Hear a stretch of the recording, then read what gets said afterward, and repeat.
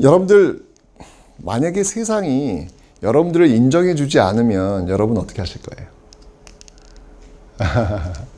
너무 속상하고 억울하고 눈물 날 것 같아요.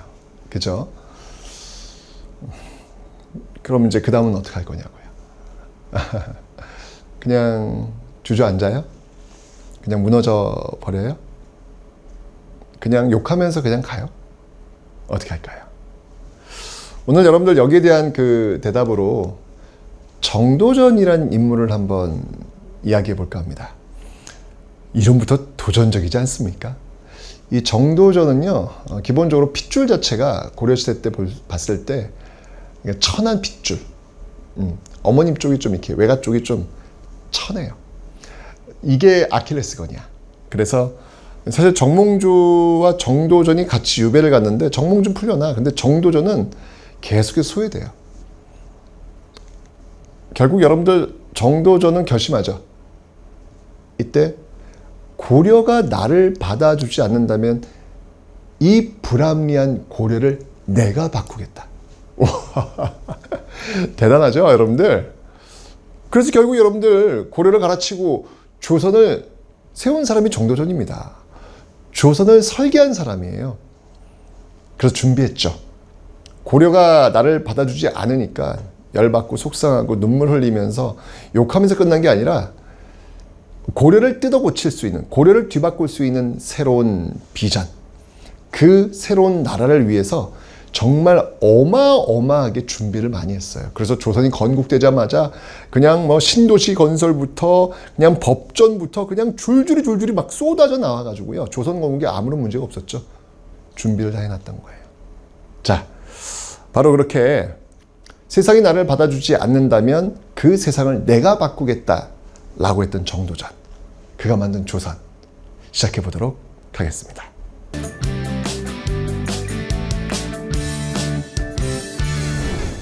자, 여러분들 여기 지금 역대 왕들이 등장합니다. 조선 건국이 1392년도에 이루어지죠. 조선은 여러분들 의정부 6조 체제로 중앙행정조직은 돌아가고요. 전군 8도 체제로 돌아갑니다. 자, 중앙행정조직이 의정부 6조로 나왔으니까 또 복습을 한번 해볼게요. 행정조직 기억하셔야 되거든요. 자, 기본적으로 발해는 뭐였죠, 여러분들? 발해는 삼성육부였습니다. 고려는요, 이성육부였죠. 조선은 의정부 6조 체제예요. 이 의정부 안에 영의정, 좌의정, 우의정, 3정승이 있는 겁니다. 그 다음에 지방행정조직은 조선이 8도래요. 정리 한번 해볼게요. 자, 발해는 뭐였죠? 5경 15부 62주. 통일신라는 뭐였죠? 신문왕 9주 5소경. 고려는 뭐였죠? 5도 양계. 조선은 이제 일원화된 거예요. 8도로 일원화되어 있는 모습들. 자, 요건 이제 여러분 역사적으로 기본적으로 알고 계셔야 됩니다. 조선을 건국한 인물은 태조 이성계입니다. 하지만 그의 브레인, 실질적으로 조선을 움직이도록 만들었던 인물은 정도전. 정도전은 그런 생각을 했어요. 재상 중심의 정치를 펼쳐야 되겠다. 왜냐면 왕을 바꿀 수가 없잖아요. 근데 왕이 늘 똑똑할 수가 없잖아. 이상한 왕 등장하면 이거 어떡할 거야? 가르칠 수도 없는데. 그래서 어떤 왕이 등장하더라도 그 주변을 모시고 있는 똑똑한 재상들은 가르칠 수가 있으니까 제일 똑똑한 재상들로 구성하면 그 나라는 돌아간다라고 판단했던 거예요. 그래서 재상 중심의 정치를 지향했는데 여기에 반기를 들었던 인물이 있죠. 바로 태조 이성계의 아들 이방원, 태종입니다. 뭐? 재상의 나라? 웃기는 소리 하고 있네. 여기는 왕의 나라야. 라고 해가지고 결국 왕자의 난을 일으키면서 정도전을 죽입니다. 그러면서 이제 왕권 강화의 모습으로 가는 게 바로 이 태종 이방원이죠. 그래서 사실 이게 뭐 내가 하면 로맨스, 남이 하면 불륜. 이 태종이 그랬어요. 여러분들 사병을 갖고 권력을 장악했던 사람인데 권력을 장악하니까 남들이 사병 갖는 걸 원치 않는 거예요. 그래서 사병 혁파. 그리고 왕권 강화를 위해서 이 의정부에 있는 재상들하고 내가 얘기를 한다고. 왜? 내가 왕인데 내가 직접 명령하면 바로 시행해야지. 의정부 패스. 바로 이 6조에다가 바로 명령 때려서 바로 명령 시행시킬 수 있도록 6조 직계제를 시행합니다. 왕권 강화 차원에서 나오고 있는 거예요. 그리고 전국에 있는 장정들에게 나 왕이 너희들을 통제할 것이야 라고 해서 주민등록증을 하나 채워주죠. 이게 바로 호패법. 네, 호패법. 호패를 다 채워주는 거예요. 이런 식을 통해 가지고 왕권 강화 중앙 집권의 모습들을 보이게 됩니다. 그 과정 속에서 반대하는 사람들을 정말 많이 죽여요. 마치 고려의 광종처럼 조선의 태종도 정말 많은 사람들을 죽입니다.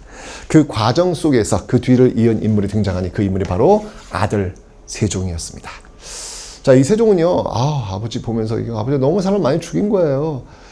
나는 그렇게 정치하지 않겠다 라고 해서 재상들과 함께 토론하면서 정치를 펼치겠다라고 해서 의정부 서사제, 의정부를 존중해 주는 거예요. 의정부의 결정권을 인정해 주는 거예요. 서사라고 하는 건 뭐냐면 서명, 의정부가 사인이 나줘야 다음으로 진행이 되는 겁니다. 이걸 인정해 준 거예요. 아버지 태종과는 전혀 다르죠. 육조 직계제와 의정부 서사제는 이렇게 다릅니다. 자, 그리고 아버지가 사람 많이 죽였어. 인재가 없어. 그래서 인재, 현명한 자들을 모은 공간, 집현전을 만드는 거예요. 그 집현전을 통해 가지고 열심히 공부해서 결국은 훈민정음이라는 게 나오게 되는 것이죠. 그리고 여러분들 지금 우리가 살고 있는 이 한반도 지도, 그 지도의 모습이 완성된 게 바로 이 세종 때예요. 사군 육진을 개척하면서 지금의 한반도의 모습과 거의 유사한 모습으로 나오고 있고요. 그리고 쓰시마섬, 대마도죠. 대마도를 또 정벌해서 또 그들을 혼내주기도 합니다. 외국의 근거지니까. 예, 그래서 사군 육진 쓰시마섬 정벌, 이게 세종 때 있었다라는 거 받으시면 되고요. 무엇보다도 훈민정음. 훈민정음 창조는 정말 대단한 것이죠. 훈민정음을 통해서 이제 드디어 많은 사람들이 자신의 감정을 글로 표현할 수 있다. 쉽게 얘기하면 여러분들 이 당시만 해도 여러분들 일반 사람들은요 연애 편지를 쓸 수가 없었어요. 와, 뭔 소리야? 나 너 사랑해. 이걸 표현할 방법이 없는 거야. 한자 너무 어렵기 때문에. 그죠? 그런데 이제 훈민정음이 나오면서 나의 감정을 표현할 수 있는 길이 열리게 된 겁니다. 이건 정말 혁신입니다. 엄청난 것이죠. 판도라의 상자를 연 거야. 이러면서 이 훈민정음이라고 하는 것은 민주주의의 길, 그 길로 들어가는 도구로 쓰이게 되는 것이죠. 자, 그리고 여러분들 이 세종은요 한양 중심의 달력이 필요했어요. 왜냐면 이게 그 전까지만 해도 중국에서 받아왔거든요. 그러니까 여러분 지금 중국 비행기 타고 가면 시차가 있잖아요. 조금씩 틀려요. 그래서 한양 중심의 역법서가 필요해서 칠정산이라는 걸 또 만들었고요. 또 이 농민들, 이곳에서 일하고 있는 그 농사 짓고 있는 농민들의 경험을 모아가지고 농사직서, 농법서도 만듭니다. 그리고 해시계, 자경루. 이건 이제 물시계죠. 예, 그 다음에 해시계, 물시계 이런 것도 만들었죠. 이 시계를 만들었다는 얘기는 뭐냐면, 여러분, 이 시간이라고 하는 거는요, 원래 그 양반 지배층들의 전유물이에요. 일반 사람들은 시간을 가질 수가 없었어요. 예, 그런데 이 시간을 백성들과 공유하게 되는 겁니다.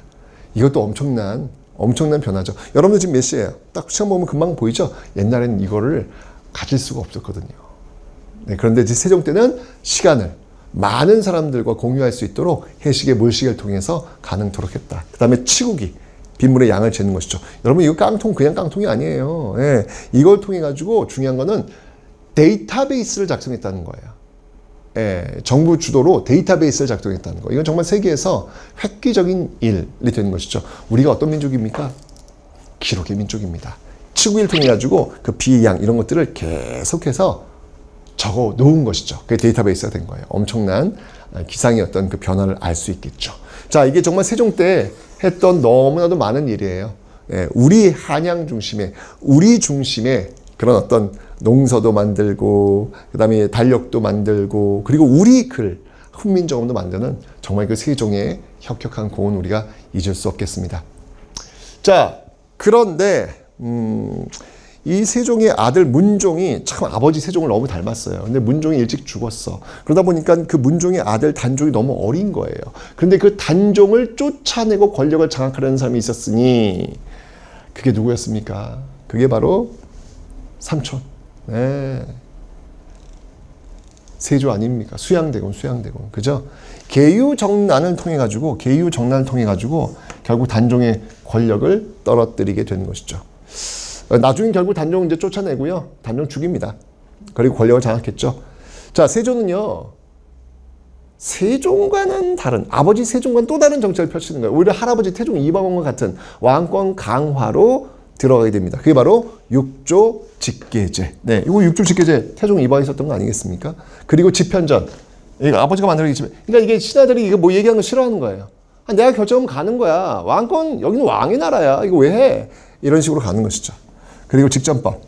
현직에서 일하는 관리들에게만 월급을 주겠다. 직접 일하고 있는 현직에 있는 관리들에게만 월급 주겠다는 직전법. 원래 과전법은 그전에 또 과전법은 현직과 전직 모두에게 줬거든요. 현직에게만 주겠다. 이거 밀어붙이는 거예요. 자, 이런 과정 속에서 이제 성종이 즉위하죠. 이게 역사는 정반합 이렇게 가는 것 같아요. 성종은 세조와 또 스타일이 달라요. 성종은 신하들하고 정말 많은 이야기를 합니다. 그러니까 세종 스타일. 그죠? 조선 역사상 가장 많은 신하들과의 시간, 이걸 경연이라 그래요. 경연. 이 경연을 가장 많이 했던 임금이 바로 성종입니다. 세종보다도 더 많이 신하들과 이야기를 했어요. 신하들하고 이야기하는 걸 너무 좋아했던 그런 인물이 바로 성종이었죠. 이 성종은 그래서 경국대전, 바로 조선의 법전이죠. 이 법전을 완성시켰던 임금. 그래서 성종이에요. 이 이룰성자, 이게 붙는 게 아무나 붙는 게 아니라고 했잖아요. 그죠? 경국대전을 완성시켰고 신하들과 토론을 통해 가지고 이 조선 사회를 안정화시켰던 왕, 그 왕이 바로 성종이다. 이렇게 되면서 이제 조선왕조 500년의 토대가 갖추어지게 되는 겁니다. 자, 그런데 이렇게 좀 자리를 좀 잡나 했는데, 이거 참 내원. 이것도 희대의 폭군이 등장합니다. 다 망가뜨려 놨어, 다.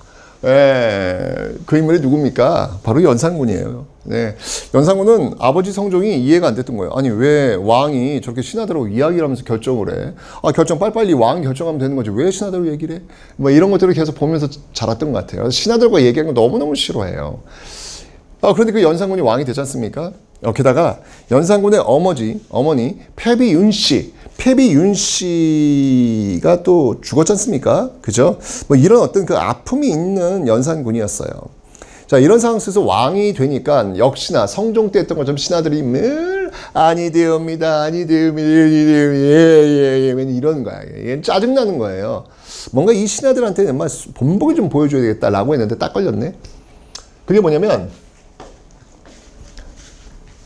바로 그 아니되옵니다를 외치고 있는 사람들이 사림이었거든요. 사림이라고 하는 건 선비들이야, 선비들. 선비들이 지방에서 모여가지고 뭔가 새로운 어떤 시대를 꿈꾸고 있는 어떤 그런 집단이라고 보면 돼요. 그 집단들이 서서히 올라오기 시작해.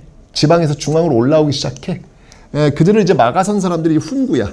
이 훈구는 이제 세조 그 계유정난 때 공을 세운 사람들, 그러니까 어떻게 보면 이제 이쯤 되면 이제 거의 국정농단 세력이라고 보면 되는 거예요. 그들이 이제 사람이 이제 꾸역꾸역 올라오니까 싫었겠지. 자, 이 훈구가 바로 그 연산군을 등에 업고 사림을 압박하는 모습이 보이게 됩니다. 바로 이 사림에서 존경받고 있어요, 이 김종직. 이 김종직이 조의제문이라는 걸 썼는데 뭐야? 이게 지금 연산군한테 보고가 된 거예요. 조의제문 내용 보니까 뭐야? 의제가 항우한테 죽임을 당하거든요. 근데 이 의제가 이제 죽임을 당하게 되는데 그거를 너무 가슴이 아프다고 김종직이 쓴 거야. 뭐? 이건 세조가 단종을 쫓아내고 왕위 자리를 찬탈한 그것이라고 욕하는 것 아니냐? 이건 바로 세조에 대한 능멸 아니냐? 라고 하면서 이 건수 잡은 거야, 연산군이. 이 사림들을 어떻게든 손을 보려고 했는데 바로 왕실 모독죄 이거를 엮어가지고요. 김종직 이와 관련된 사림들 다 그냥 제거해버립니다. 김종직도 죽었어요. 이미 죽었어요. 이미 죽었는데 어떻게 한 줄 알아요? 시신을 꺼내요. 이게 부관참시라고 합니다. 시신을 꺼내가지고 그걸 박살을 내가지고 가루로 흩어져 버리죠. 와우. 연산군. 이게 바로 무오사화입니다. 무오년에 사림들이 화를 입었다. 이 무오사화예요. 여기 그치지 않아요? 나중에 여러분들 자신의 어머니 패비윤 씨 죽인 사람들 다 나와! 라고 해가지고 그땐 좀 미쳤어. 사람들 죽여가지고요. 그 죽인 사람들을 젓갈을 만들어가지고 그냥 넘기기도 합니다. 거의 미친 거예요, 미친 거. 예, 이때 연산군. 결국 이런 어떤 미친 모습들, 이걸 갑자사화라고 하는데, 무오사와 갑자사화가 다 연산군 때 있었던 일이에요. 이 사화의 과정 속에서 미친 군주를 더 이상 모실 수 없겠죠. 결국 신하들이 처음으로 들고 일어나요. 그게 바로 중종반정. 조선 역사상 처음으로 신하들이 왕을 물러나게 했던 첫 번째 사건, 이게 바로 중종반정이 되는 겁니다. 자, 그래서 이 중종이 권력을 장악했는데, 이때 이제 드디어 이제 살인들이 좀 자리를 잡게 돼요. 그 대표적인 인물이 바로 조광조라는 인물인데, 이 조광조가 이제 개혁을 밀어붙이는 거예요. 밀어붙이는 과정 속에서 이 중종반정 때 거짓말로, 위훈이라고 하는 건 뭐냐면 거짓 훈장이야. 거짓 훈장으로 된 사람들, 이 사람들 다 빼야 되는 거 아닙니까? 근데 이 위훈을 받은 사람들이 누구냐면 대부분 훈구 세력들이 있는 거예요. 그러니까 이제 조광조가 정면으로 훈구를 건드리고 들어온 거지. 근데 아직까지는 이 살인이 그렇게 힘을 갖지는 못했던 것 같아요. 결국 조광조를 중심으로 한 그 살인들이 또 한 번 공격을 당합니다. 그게 바로 기묘사화. 예, 중종도 조광조가 너무 바른 소리만 하니까 피곤했나 봐요. 예, 결국 끝까지 지켜주지 못하네요. 결국 조광조를 중심으로 한 살인들이 물러나는데요. 이걸 기묘사화라고 합니다. 자, 이후에는요, 명종이 들어서는데, 이번 또 을사사화, 이때는요, 외척들이, 다 이거 외삼촌들이에요. 이 외척들이 대윤, 소윤해가지고 서로 싸우는 과정 속에서 또 살인들이 피해를 봅니다. 특히 윤원형, 이 윤원형은 명종의 어머니, 문정왕후, 핏줄이에요. 등에 업고, 결국 국정농단을 하는 것이죠. 국정농단 세력에 의해서 결국 살인들이 또 이렇게 피해를 많이 보게 되는데, 여러분들 이 훈구들이 보였던 이 국정농단 명심하셔야 돼요. 이런 국정농단은요 오래 갈 수가 없어요. 그건 힘이 동력이 작용되지 않습니다. 결국 훈구 세력들은 문을 닫게 되고요. 이후 사림들이 권력을 장악하면서 이제 사림들에 의해서 조선이라는 역사가 만들어지게 되더라. 태조 이성계에 의해서 이렇게 15세기는 이 훈구 세력들에 의해서 연결되었다면, 이제 16세기는요 바로 이 사림들에 의해서 운영이 되는 겁니다. 이 사림들이 본격적으로 권력에 등장했던 시대는 바로 선조시대가 되겠습니다. 선조시대부터는 명실상부, 이제는 사림의 나라다, 이렇게 보시면 되는데, 아하, 이 선조 때 큰 일이 벌어지네요. 어떤 일이 벌어질지 다음 시간에 확인해 보도록 하겠습니다.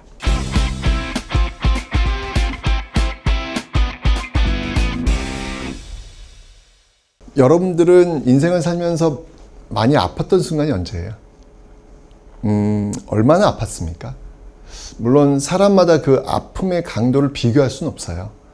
그건 사람마다 다른 거니까. 그죠? 그래도 가끔은 다른 사람의 아픔을 들여다보면서 나의 아픔의 정도를 스스로는 판단할 수 있지 않을까라는 생각이 듭니다. 우리가 정말 잘 알고 있는 조선의 영웅, 임진왜란의 영웅 하면 이순신 장군이죠. 여러분, 이순신 장군은 인생에서 가장 아픈 순간이 언제였을까요? 한번 그 순간을 들여다보면서 우리의 아픔을 한 번쯤은 비교해보는 것도 나쁘지 않을 것 같아요. 이순신 장군이 가장 아팠던 순간은 1597년으로 저는 생각됩니다. 1597년은 자신이 모시고 있는 임금, 선조로부터 감옥에 갇히게 되었고 고문을 받죠. 몸이 망가져요. 명령 불복종에 의해서 이순신은 감옥에 갇혔습니다. 겨우겨우 나와가지고 백의종군길에 가다가 자신을 보러 온 어머님이 결국 배 위에서 돌아가시죠. 정신적 지주를 잃은 거예요. 몸이 망가졌고요. 정신적 지주, 어머니의 사망까지도 확인을 합니다. 이미 여기서 저는 이순신은 나락으로 떨어졌겠다라는 생각이 들어요. 그런데 여러분, 또 한 번 충격적인 소식이 연달아 들어오죠. 이게 다 같은 해에 벌어지고 있는 거예요. 자신이 애지중지 키웠던, 자신의 전부를 할 수 있는 조선수군, 그 조선수군이 칠천량에서 정말 믿겨지지 않게 괴멸되었다는 모두 바닷속에 수장되어 버렸다는 너무 충격적인 소식을 듣게 됩니다. 단 한 번도 패배하지 않았던, 단 한 번도 지지 않았던 자신의 수군이 7,000냥에서 괴멸되었다는 소식을 전해 듣게 됩니다. 어땠을까요? 몸은 망가졌고 자신의 정신적 지주도 사라졌고, 그리고 자신을 지탱하고 있었던 손과 발이 다 잘려져 나간 거예요. 인생에서 이런 고통이 다 있을까요? 자신의 이제까지 모든 성과가 다 부정되어 버리는, 더 이상 사용할 수 없게 되는 그 순간까지 와버린 겁니다. 와, 제가 사실 이게 이순신의 그 1597년의 그 모습을 보면서 제가 이게 어떻게 명함 내밀기가 쉽지가 않더라고요. 그런데 참 놀랍죠? 이순신은 그때 선조가 다시 삼도수군 통제사에 임명한다라는 편지를 내렸을 때 지체 없이 말을 타고 달려나가서 조선수군 재건에 모든 것을 겁니다. 와우. 도대체 이런 힘은 어디서 나온 걸까요? 이순신이 활약했던 임진왜란을 한번 떠나보겠습니다.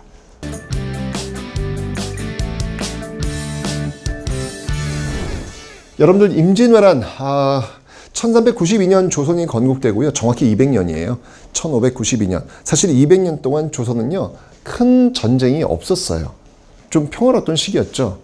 그런데 지금 일본은요, 지금 쳐들어왔는데요. 일본은 어떤 나라냐면 무려 100여 년 동안 정말 서로 죽이고 죽였던 전국시대, 전쟁의 시대를 겪고 바로 온 거예요. 그러니까 일본 군인들은요, 그냥 몸 하나하나가 그냥 무기라고 보시면 돼요.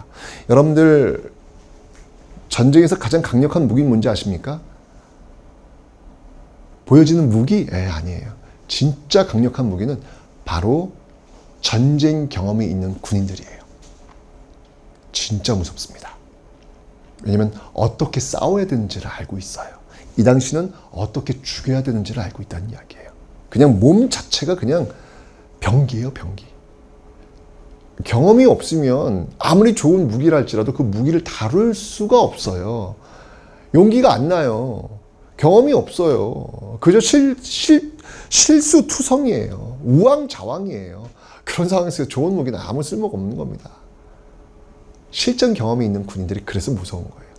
일본은 완벽한 실전 무기가 되어 있는 군인들이 쳐들어온 겁니다. 그리고 그들은 신식무기 조총이라는 것도 갖고 있어요. 이거는 뭐 싸울 수가 없어요. 이렇게 되면은 이들을 어떻게 이겨요? 이거 제가 볼 때는 전 거의 뭐 불가능에 가깝다라고 봐도 과언이 아닐 겁니다. 역시 예상대로 부산진에 도착했던 왜군은요, 동래성을 무너뜨리고 빠른 속도로 올라와서 결국 한양을 점령하죠. 그리고 평양까지 올라갑니다. 파죽지세로 올라갑니다. 우리는 파죽지세로 깨집니다. 바로 이순신이라고 하는 인물이 등장할 때까지 우리는 깨질 대로 깨지게 되는 것이죠. 마침 이순신이 바다에서 길목을 지키고 있었어요. 그래서 그들이 파죽지세로 올라올 때 그 군수물자 조달을 어렵게 만들어 놓으면서 대적할 수 없었던 그 일본의 그 균열을 가하게 되는 것이죠. 자, 그리고 이때 이제 이 명나라군도 들어오게 됩니다. 조명연합군이 구성이 되는 거예요. 이러면서 이제 반격을 가하게 됐던 것이죠. 임진왜란 과정 속에서 관군이 거뒀던 3대첩, 대표적인 게 바로 이순신의 한산대첩, 김시민의 진주대첩, 그리고 권율의 행주대첩. 이 승리를 거두면서 조선이라는 나라가 그렇게 만만하게 무너지는 나라가 아님을 보여주게 됩니다. 게다가 곳곳에서 의병들이 서로 하나가 되어서 싸우러 나오는 모습을 보이게 돼요. 곽재우, 조한. 와, 사실 이 뭐 관군이야 그렇다 치고 일본은 이 의병이라고 하는 존재에 대한 인식 자체를 못했다 그래요. 왜냐면 일본에서는 이런 일이 없어요. 그냥 그 지역을 점령했으면 성주와 백성들은 그냥 무조건 복종하게 돼 있는데, 여기는 점령을 나갔는데 거기서 백성들이 뛰쳐나오는 거예요. 이거 뭐야? 이런 어떤 당황스러운 모습을 일본군은 경험을 하게 되는 것이죠. 자, 이런 과정 속에서 이제 전시체제잖아요. 그러니까 전시체제에 운영했던 그 비변사, 이 비변사를 중심으로 해서 어떤 그 행정이나 이런 것들이 모두 움직일 수밖에 없는 것이죠. 마치 고려시대 도병마사가 있듯이 조선시대는 비변사가 중심이 될 수밖에 없는 겁니다. 그리고 이제까지 어떤 그 군인들, 그 모병, 군인들을 이렇게 모아놓는 어떤 그런 체제로는 도저히 이게 일본을 방어할 수 없겠다라고 해서 직업군인들을 모아요. 돈을 주고 군대를 운영하는 것이죠. 그게 바로 훈련도감. 임진왜란 때 훈련도감이 처음 만들어져요. 직업군인들입니다. 그러면서 이제 5군영, 조선 후기는 이제 5군영 중에 첫 번째, 1, 2, 3, 4, 5 중에 첫 번째, 1번 이제 훈련도감으로 만들어져서 하나씩 만들어지는 것이죠. 이렇게 되면서 겨우겨우 일본군에게 반격을 가하면서 이제 일본군에게 패배를 안겨줄 준비를 하게 되는 것이죠. 결국 임진왜란 이후에 정유재란이 벌어졌고요. 정유재란 때 다시 백의종군에서 삼도수군 통제사로 임명되었던 이순신이 명량해전에서 승리하면서 조선이 살아있음을, 이순신이 존재하고 있음을 일본에게 각인시켰고 일본은 더 이상 움직이지 못해요. 그래서 경상남도 그 끝자락에서 숨어 지내는 거죠. 숨어 지내다가 결국은 도요토미 히데요시가 죽게 되니까 도망가죠. 도망갈 때 이순신이 도망가는 그들에게 마지막 타격을 가한 전투, 그게 바로 노량해전이 되는 겁니다. 거기서 이순신 장군은 총에 맞아 전사하시게 되는 것이죠. 이게 바로 임진왜란 7년간의 전쟁이었습니다. 자, 이렇게 되니까 이 과정 속에서 이 국제 정세가 많이 변합니다. 명나라는 우리 이 조선을 도와주는 과정 속에서 굉장히 국력을 소진시켜요. 근데 그때 마침 여진족들이 다시 성장을 해요. 고려시대 때도 왜 여진족이 성장해서 금나라 세웠잖아요. 이번엔 또 그 여진족이 또 오면서 자기가 후금이래. 뒤에 나오는 그 금나라라는 거예요. 또 성장을 하는 거예요. 후금은 뜨고 있고 명나라는 지금 지고 있고, 이런 과정 속에서 등장했던 왕이 광해군. 이걸 어떻게 해야 될까? 광해군은 선택합니다. 중립 외교. 가운데서 좀 눈치를 보겠다는 이야기예요. 자, 그런데 이 중립 외교가 사실 당시 성리학자들에게는 대의 명분에 어긋나는 것이죠. 어찌 임진왜란 때 우리를 도와줬던 부모의 나라 명나라를 돕지 않고 중립에서 눈치를 볼 수 있단 말이냐. 있을 수 없는 일이다 라고 해서 결국은 광해군은 쫓겨납니다. 이게 바로 인조반정이 되는 것이죠. 인조반정은요, 바로 광해군을 쫓아낸 명분이 그거 아니었습니까? 어떻게 명나라를 배반할 수 있겠느냐 라고 해서 친명배금, 명나라와 친하게 지내고 금나라를 배척한다는 친명배금, 결국 금나라가 쳐들어옵니다. 전쟁을 불러일으키는 전쟁 불사의 외교 정책이었던 것이죠. 여러분들, 전쟁 한판 하지 뭐. 그 말 역사를 이렇게 통해서 배우면 쉽게 못해요. 한판 붙어보지 뭐. 그 한판을 붙어버렸을 때 입게 되는 어마어마한 피해, 그리고 내가 사랑하는 사람과의 이별, 그들의 죽음을 목격하는 나 자신의 모습, 이거는 여러분 상상할 수가 없어요. 전쟁은 그냥 한판 붙어보지 뭐 이렇게 나오는 게 아니에요. 감정에 의해서 나오는 게 아니에요. 철저하게 전쟁을 피할 수 있는 외교적 방법이 우선돼야 되는 것이죠.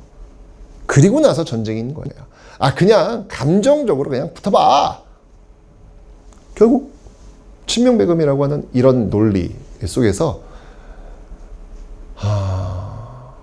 우리는 어마어마한 피해를 보게 됩니다. 전쟁을 불러일으킨 것이죠. 그게 바로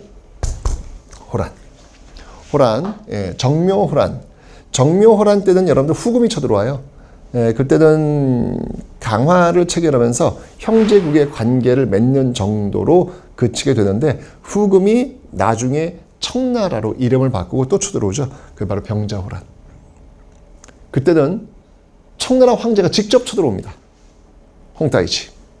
결국 남한산성을 둘러싸고 47일간의 항쟁이 벌어지게 되는데 먹을 게 다 떨어져요.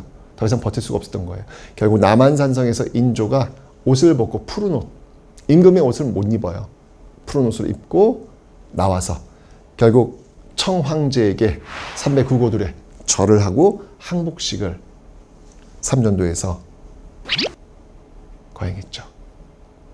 그리고 조선 백성들은 수만 명이 끌려갔습니다. 이산가족 만든 거예요. 어마어마한 사람이 죽었고요. 수만 명이 인질로 끌려가야 되는 이 비참한 비극을 만든 장본인이 바로 인조입니다. 뭐 어쨌건 뭐 이런 그 아픈 역사를 되갚겠다, 원수를 되갚겠다라고 해서 나온 게 인조의 아들 효종. 효종이 북벌, 청나라죠. 청나라를 치겠다라는 북벌을 들고 나왔지만 이건 뭐 외교적 수사 액션이었고요. 실제로 청나라를 친 적은 없습니다. 어쨌건 이런 그 아픔의 역사가 조선왕조 500년 그 중간에 있었다라고 하는 사실. 자, 전쟁을 겪으면서 이제 조선은 조선 전기와는 전혀 다른 시대가 도래합니다. 고려시대가 1170년 무신정변을 계기로 해서 고려 전기와 고려 후기로 나뉜다 그랬죠. 조선도 마찬가지예요. 1592년 임진왜란을 계기로 해서 그 전과 그 후로 나뉘게 됩니다. 자, 임진왜란, 병자호란, 양난을 겪었던 조선, 이제 어떤 모습으로 바뀌게 될지 그 모습을 한번 확인해 보겠습니다.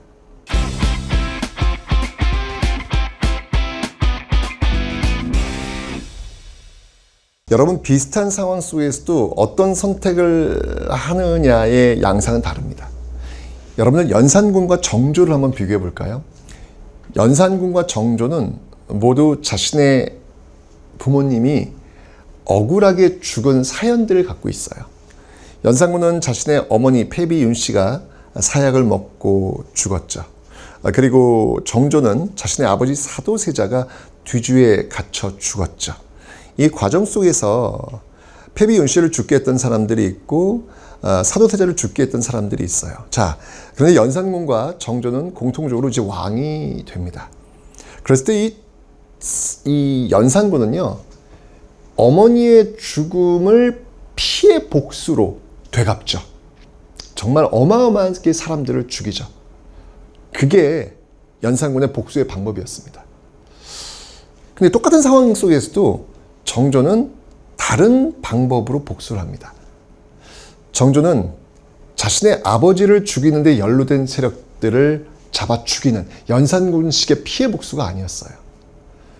정조는 자신이 훌륭한 임금, 훌륭한 군주가 되면 자연스럽게 자신의 아버지가 명예회복될 것이라고 믿고 있었습니다. 그래서 그는 그 결과를 위해서 철저하게 절제하면서 또 절제하면서 자기 수련을 쌓았던 인물이죠. 얼마나 고통스러운 그 과정을 거쳤을까요? 결국 정조는 해냈지요.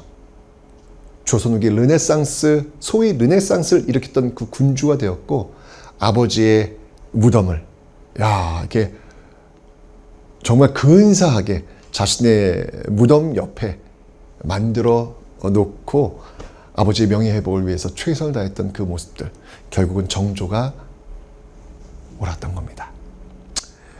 항상 어떤 선택, 어떤 상황 속에서도 어떤 선택을 하는 것이 옳은지 역사를 통해서 우리가 이런 것들을 배워야 되지 않을까라는 생각이 드네요. 자, 정조의 시대를 한번 가보시겠습니다.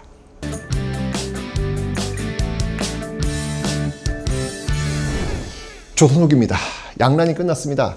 양난이 끝나니까 조선 사회가 좀 경직돼요.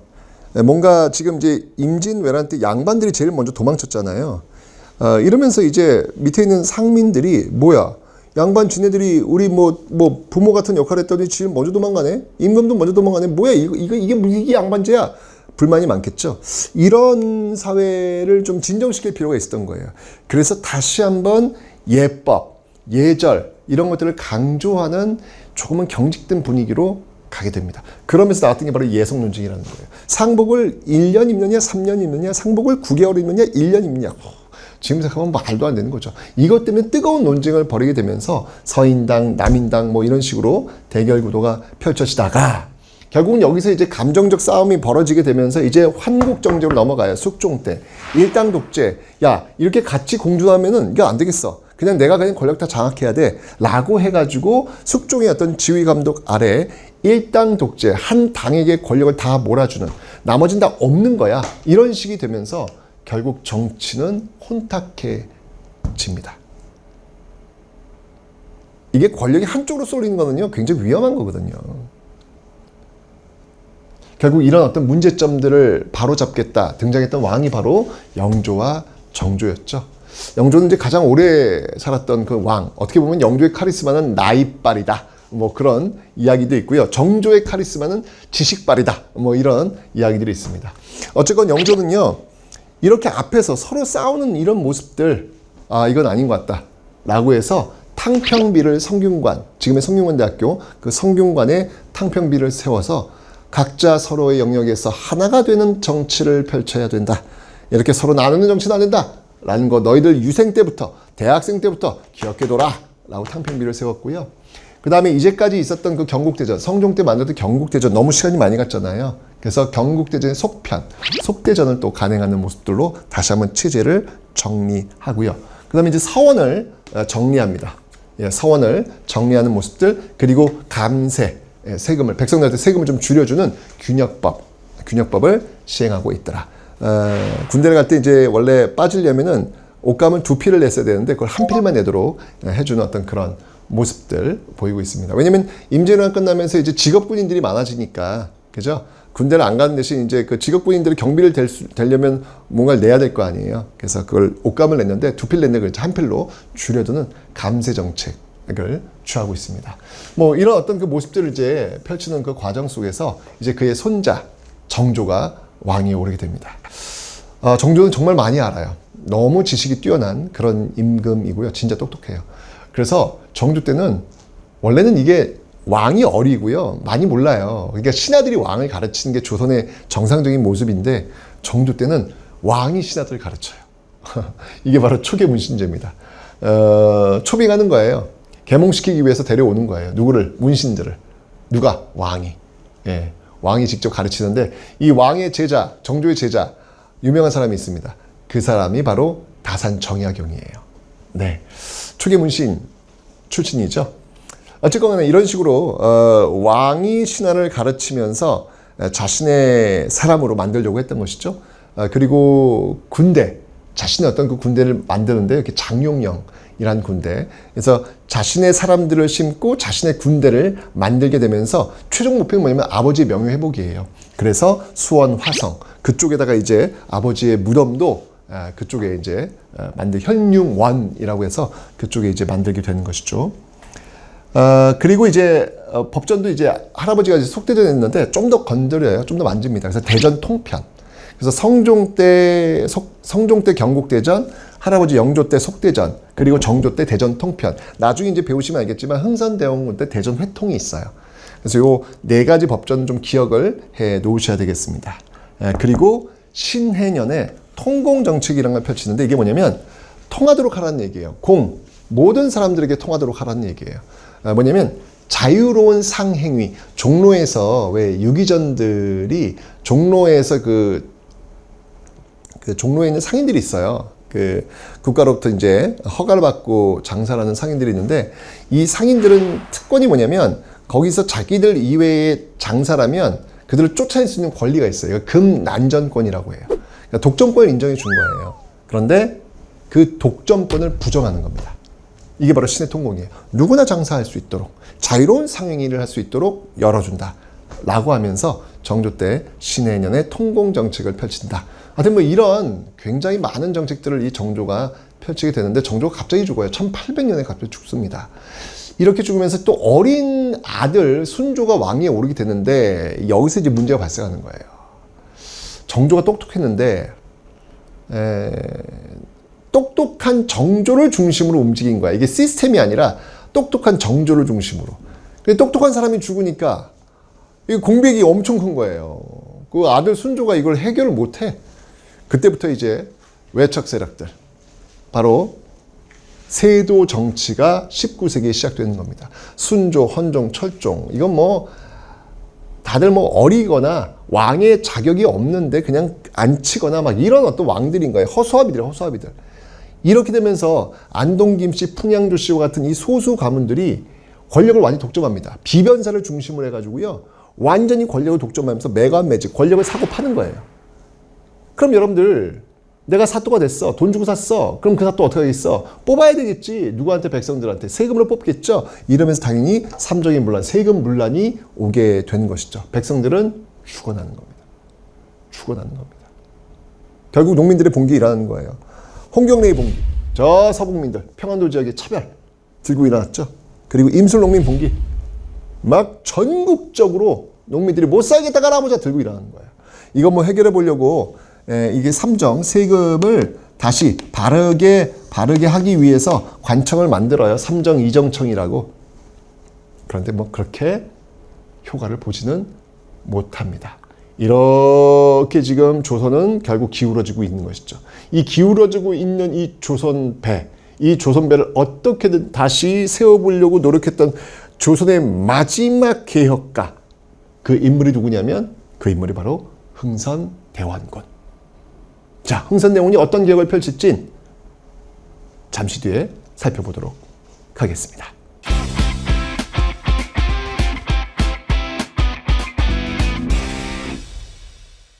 여러분, 인생의 절정기를 누리다가 갑자기 나락으로 떨어지면 어떻게 될 것 같아요? 조선 후기 정말 이 개성 있는 필체로 정말 그 당시의 BTS, 조선 문인들한테 BTS급으로 인기가 많았던 인물이 있었습니다. 바로 추사체, 그 독창적인 글의 세계를 개척해 나갔던 바로 김정희, 추사 김정희입니다. 이 추사 김정희는요, 정말 대단했습니다. 정말 어마어마하게 진귀한 음식들만 먹었고요. 엄청나게 좋은 옷만 입었고요. 그리고 어마어마한 칭찬을 받으면서 정말 슈퍼스타. 김정희 한번 만나는 게 영광이었어요. 가문의 영광이었어요. 근데 그가 결국은 유배를 가면서 모든 것들이 나락으로 떨어집니다. 왜 그런 거 있잖아요, 여러분들. 인기 스타가 갑자기 어떤 사건에 연루되어 가지고 나락으로 떨어지는 경우, 이럴 때 어떻게 될까요? 정말 이제 극단적인 선택을 할 수도 있을 것이고, 우울증에 빠질 수도 있을 것이고, 공허함 속에서 지탱하기가 어려울 수도 있을 것입니다. 김정희 역시 마찬가지로 그 혹독한 시간을 거치게 됩니다. 그러면서 그가 인생 말년에 자신의 삶을 정리한 글을 하나 남겨요. 그 글은 이렇게 쓰여집니다. 세상에서 가장 맛있는 음식은 나물과 두부이고, 세상에서 가장 행복한 시간은 가족과 함께 있는 시간이다.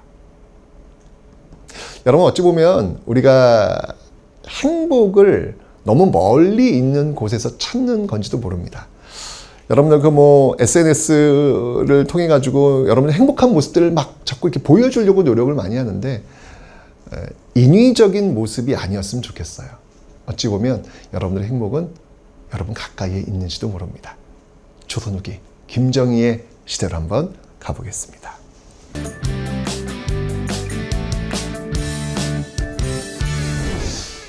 여러분, 이 조선 후기는요, 달라요. 조선 전기와 완전 다른 사회입니다. 조선 전기는 사실은 농사 짓고, 그냥 농사 짓고 거기 나온 그 농작물 갖고 먹고 사는 어떤 그런 시대였어요. 그런데 조선 후기는요, 그런 경제 시스템이 아닙니다. 상품 화폐 경제. 이제 농사를 지어 왜? 내다 팔려고 짓는 거예요. 내가 먹으려고 짓는 게 아니라 내다 팔려고 짓는 거예요. 그리고 그 상품들이 교환될 때 이제 화폐가 이용이 됩니다. 상품 화폐 경제. 이게 바로 조선 후기의 특징이라고 볼 수 있겠죠. 특히 이제 이 세법 변화가 굉장히 많이 있는데요. 여러분들 광해군 때 대동법이라는 게 처음 시행됩니다. 왜냐하면 이 대동법은 그 백성들이 내는 세금 중에 공납이라는 게 있어요. 이 공납이 뭐냐면 이 공납이라고 하는 게 뭐냐면 그 특산물 내는 거예요. 그 마을에 특산물을 내는 건데, 이게 표준화되어 있지 않고 이게 정리되어 있지 않으면 여기에 이제 부정부패가 엄청나게 끼어들거든요. 이거를 그래서 방납의 폐단이라 그래요. 공납을 하는 데 있어서 방납업자들이 막 여기서 엄청난 이익을 남기면서 농민들을 뜯어먹는 거예요. 결국 이러면 안 되겠다. 표준화시켜라. 뭘로? 당시 화폐든 쌀로 표준화시켜라. 이게 바로 대동법이에요. 광해군 때 처음 시행되는데, 그럼 이제 국가가 필요한 물건을 누군가 대신 사와야 될 거 아니에요? 그들을 우리는 공인이라고 합니다. 이 공인이 전국을 다니면서 어마어마한 대량의 물건을 사들이겠죠. 이러니까 사람들이 이제 물건을 내가 먹고 살기 위해서 한 게 아니라 팔기 위해서 물건을 만드는 거예요. 이러면서 자연스럽게 공인의 등장으로 상품 화폐 경제가 발달할 수밖에 없는 것이고, 그 화폐로서는 우리가 이제 이 당시에 상평통보를 사용하게 되는 것이죠. 그리고 이제 아까 설명했지만 균역법, 영조 때 세금을 깎아주는 두필을 한 필로 줄여줬는데, 그럼 이제 여러분 두필을 한 필이면 이게 세금이 50% 깎이는 거잖아요. 그럼 국가재정은 줄어드는 거예요. 그걸 보완해야 돼요. 그 보완이 바로 결작, 선무, 군관포, 어염세입니다. 요거는 뭐냐면 가진 자들이 희생하라는 거예요.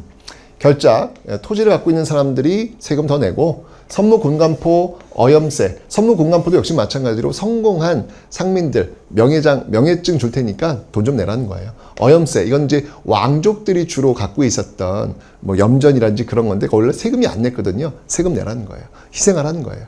이런 식으로 해가지고 바로 이 세금을 보충하는 그런 모습들, 영조 때 시행이 되었습니다. 그리고 이제 무엇보다도 세금 개편도 있었지만 제일 중요한 게 뭐냐면 조선 후기 와서요, 이 모내기법이 일반화돼요. 이거 굉장히 중요한 겁니다. 모내기법의 일반화. 그러니까 모내기법을 하니까 생산량이 비약적으로 증가하고요, 노동력은 줄어들어요. 옛날엔 직파법이라 그래가지고 그냥 막 뿌렸어, 씨앗을. 근데 여기에 김매기를 내야 되는데 피가 이게 이 벼랑 구분이 잘 안 돼요. 그래서 노동력이 엄청 많이 들어가야 돼. 피 뽑아줘야 되거든. 피 안 뽑아주면 나중에 이 쌀 알이 안 열려요.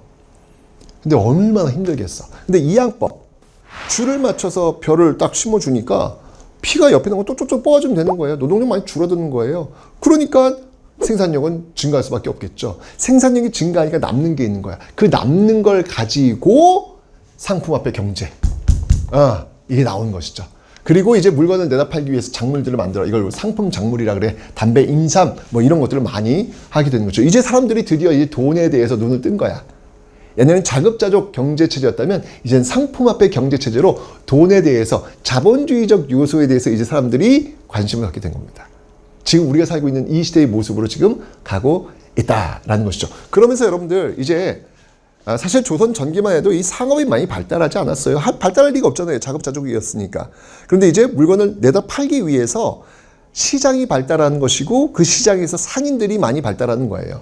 자, 여기 지도를 보시면 알겠지만 여기에 조선 후기 상인들의 활동 양상이 보입니다. 의주의 만상, 개성의 송상, 이 한강 지역의 경강 상인들, 그리고 부산의 동네 내상들, 이렇게 포구를 중심으로 해서 마포, 뭐 영등포 이런 포구를 중심으로 상인들이 왔다 갔다 하는 거예요. 개성 송상은 여러분 인삼 유명하지 않습니까? 그죠? 자, 그런데 그러다 보니까 이 포구에서 객주와 여각들, 객주는 이제 중개상인들, 여각은 지금의 숙박업자들, 여관, 이런 게 막 발달할 수밖에 없는 거예요. 정말 조선 후기는 드디어 이제 자본주의 어떤 그 싹이 트는 그런 시기가 바로 이 시기다. 이런 것들이 바로 모내기법이 일반화되면서 이념을, 생산력 증가 속에서 남는 게 생기니까 그 남는 걸 교환하면서 나타나는 사회적 변화다라는 거 여러분이 기억하시면 되겠습니다. 자, 이러다 보니까 여러분들 양반, 중인, 상민, 천민 이런 어떤 신분제도 흔들리기 시작해요. 특히 양란 이후에 조선 정부는 재정이 부족했거든요. 그 재정을 확보하기 위해서 이런 모내기법을 통해서 돈 좀 벌었던 그 사람들한테 돈을 받고 명예 양반증을 주는 거예요. 자, 이러면서 양반 수가요, 어마어마하게 증가합니다. 그리고 상민과 노비수는 감소합니다. 상민과 노비수는 감소하는 이런 모습들. 와우. 자, 그렇게 되면서요, 순조 때가 되면요, 야, 노비들을 해방시켜가지고 상민이 돼가지고 이들이 세금을 내도록 하자라는 공노비 해방의 모습까지 나오고 있는 거예요. 이제 신분제도, 조선사회를 지통했던 이 신분제도가 와르르르 무너지는 모습들이 지금 나타나기 시작한 것이죠. 이제 양반이 되려면 돈만 있으면 돼요. 그러면 납속, 이름이 비어있는 임명장 받으면 양반 되는 거야. 이런 모습들이 일반화되기 시작합니다. 이제 조선 후기 양반지 사회는 흔들리기 시작하는 것이고 성리학적 질서도 무너지기 시작하는 그 모습으로 가고 있는 것이죠. 자, 이렇게 되니까 여러분들 넉넉한 사람들, 바로 서민들이 성장하면서 그들이 이제 문화를 즐기는 거야. 문화란 여러분들 쉽게 얘기하면 뭐 그런 말 있잖아. 배때기에 기름이 좀 껴야 된다고. 실제로 그래요. 배가 좀 불러야 문화를 느낄 수 있어. 배고픈데 문화가 뭐야? 중요한 게 배고픈 게 중요한 거지. 그죠? 근데 이제 조선 후기 이 모내기법 일반화되면서 좀 넉넉해지는 거예요. 남는 게 있는 거예요. 서민 문화. 이제는 내 얼굴이 나오는 그림이 궁금한 거야. 내 얼굴을 그림 속에 집어넣고 싶은 거야. 이러면서 풍속화, 김홍도의 풍속화, 신윤복의 풍속화, 이런 풍속과 우리 사람들이 등장하는 그림들이 등장하는 거예요. 그리고 이게 좀 걸어놓을 수 있는 그림들, 민화. 어이, 걸어놓으니까 좋네. 이거 복 들어온대. 까치호랑이, 이거 복 들어온대. 민화. 딱 걸어놓는 거예요. 그리고 알고 싶은 거예요.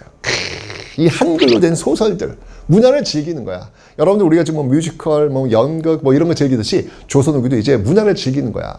그때 뭐 홍길동전, 뭐 춘향전, 야 너무 재밌는 거야. 이런 거 보면서 문화를 즐기는 거예요. 그리고 판소리까지.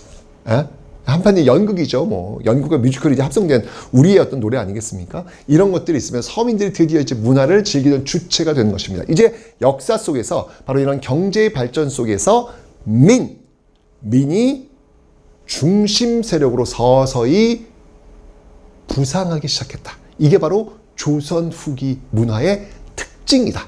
서민 문화의 성장. 왜냐면 이 시기가 있어야 지금 대한민국으로 연결이 되기 때문입니다. 그 브릿지 역할을 조선 후기가 지금 보여주고 있습니다.